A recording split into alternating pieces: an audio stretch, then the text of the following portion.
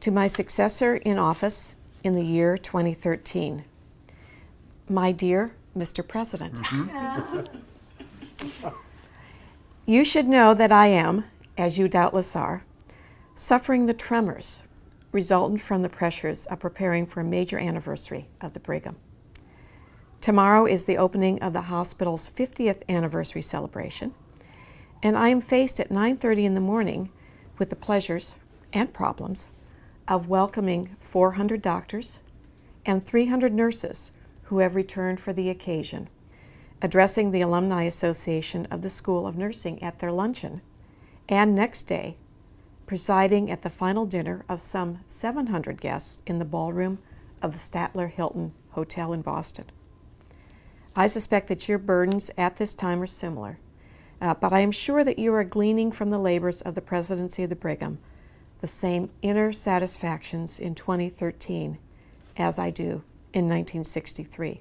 From the Brigham 50th Anniversary Bulletin, as well as on the menu of the final dinner, you will note that gold medal awards are being made to 11 medical persons of world renown, all of them a Brigham alumni.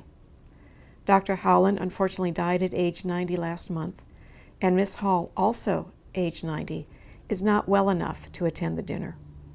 Otherwise, all of these eminent persons are here assembled, some of them, as you can see, from far places.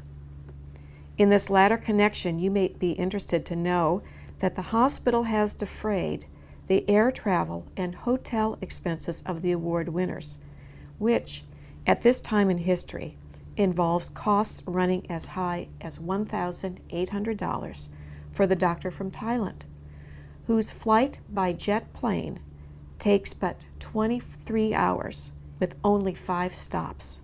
Remarkable speed by our standards.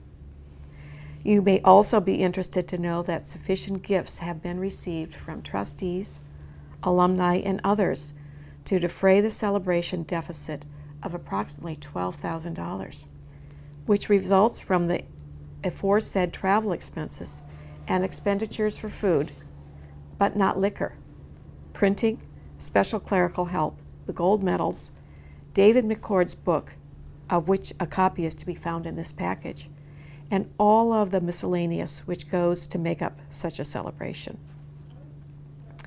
It is my fondest hope, Mr. President, that your regime is taking place while the Brigham is situated in a great new medical center, together with its sister Harvard-affiliated hospitals.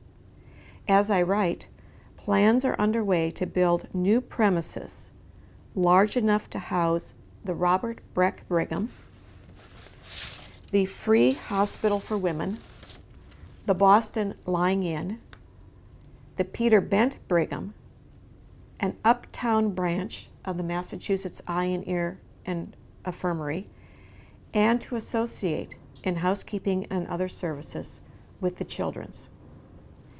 This edifice presumably will stretch from what is now the Brigham's parking space behind the present hospital, across Francis Street, towards the grounds of the House of the Good Shepherd, which Harvard acquired recently from the Catholic Archdiocese of Boston.